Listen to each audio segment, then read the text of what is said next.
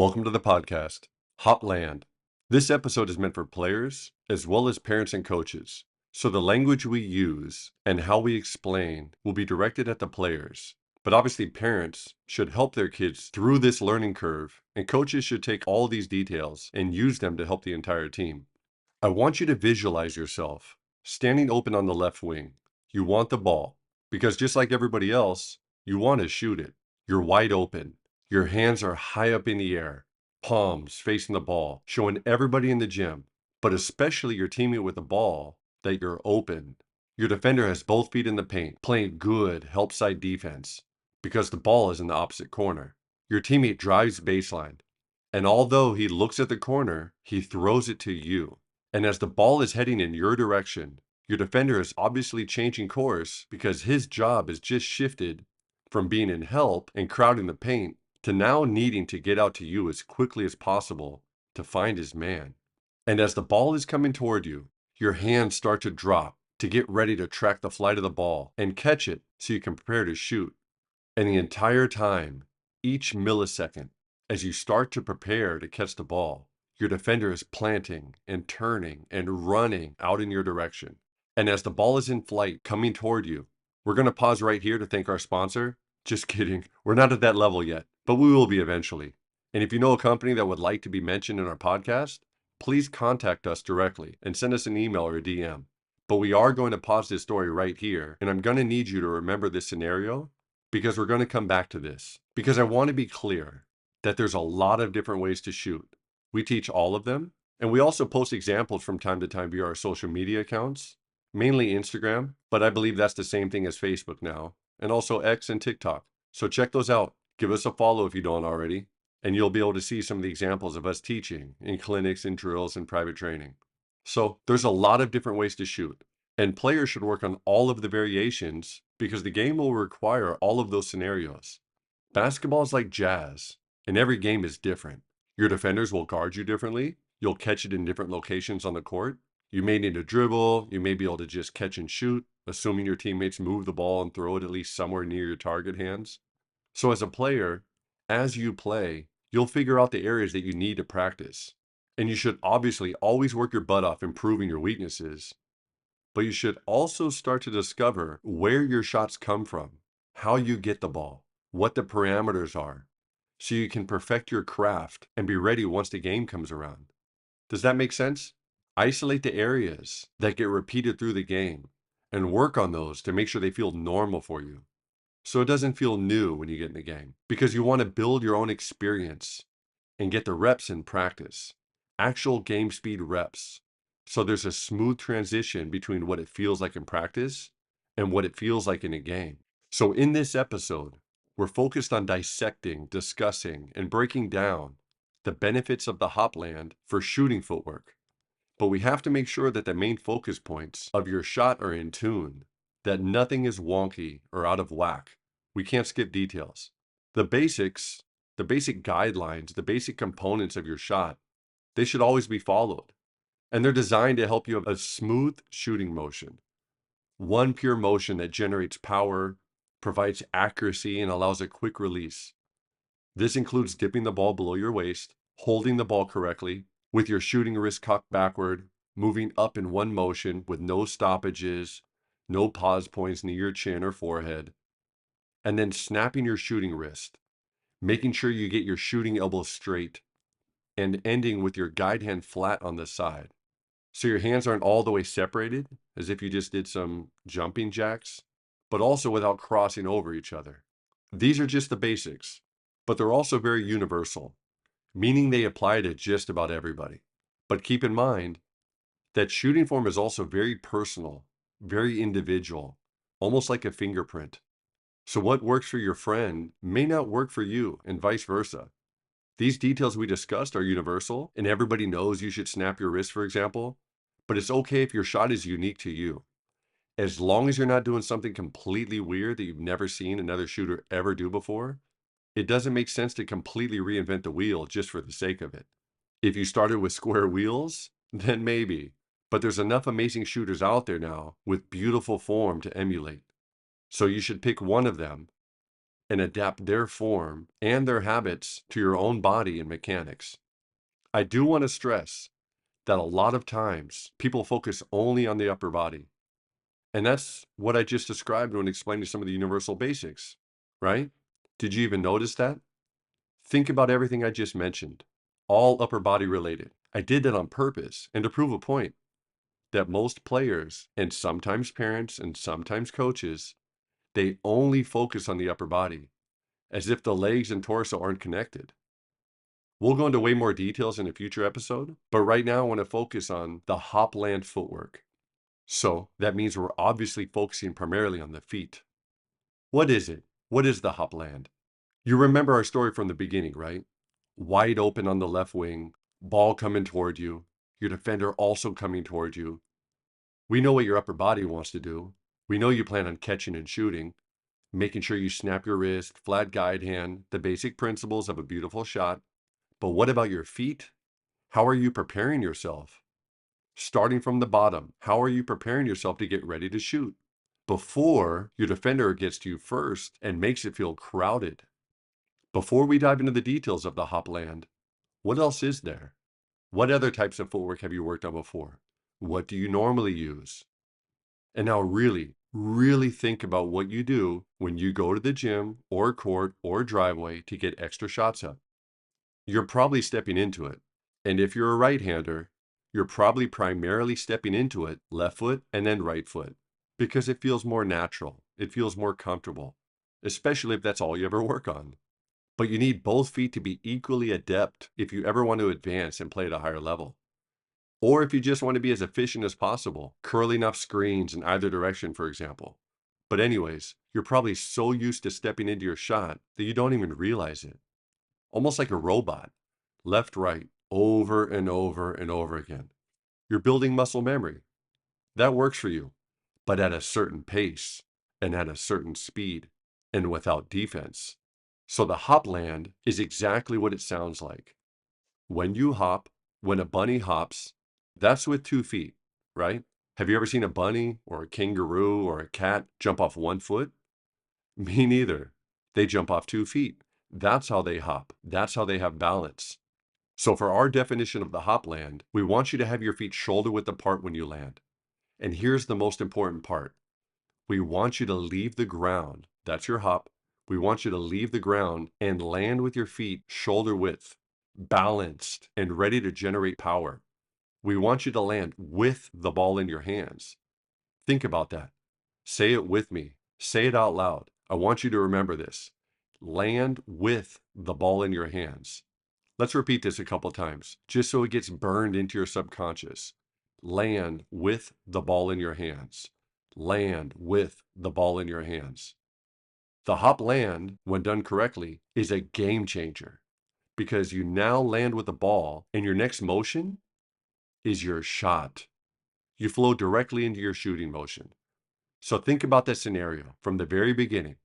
Left wing, ball is coming towards you. Your defender is starting to recover and is following the path of the ball, sprinting, wanting to either take away your three completely or at least get there for a closeout and make you feel pressured.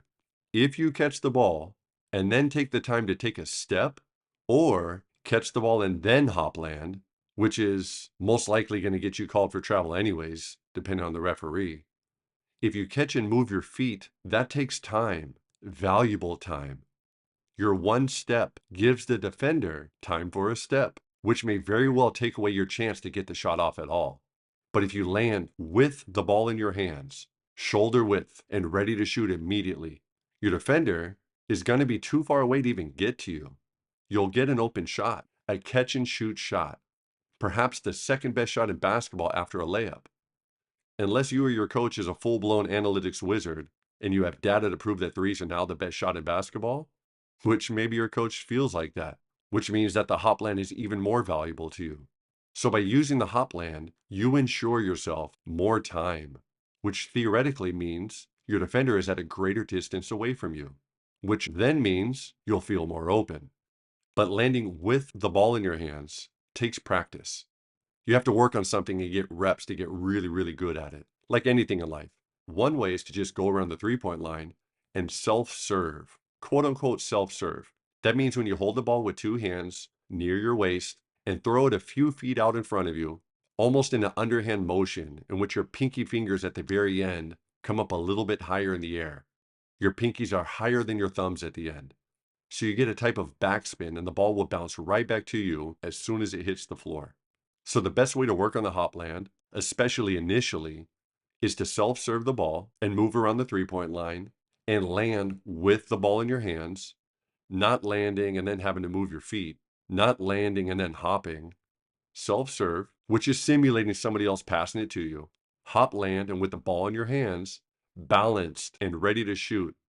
Meaning land and look at the rim, knees bent, ball in your shooting pocket, balanced so you're not leaning back on your heels or too far on your toes so you're falling forward. You have to work on that to make it feel normal. And the main reason for the hop land is that it's quicker. I'll mention another benefit in a minute, but the main advantage is the speed advantage for you the shooter. I want to stress that the main reason for utilizing the hop land is speed, to get the ball out, to be able to shoot the ball before your defender can even get to you. And this is mainly for catch and shoot situations. You can use a jump stop type movement using any pick and roll, depending on what your defender does and how X5, which is the screener's defender.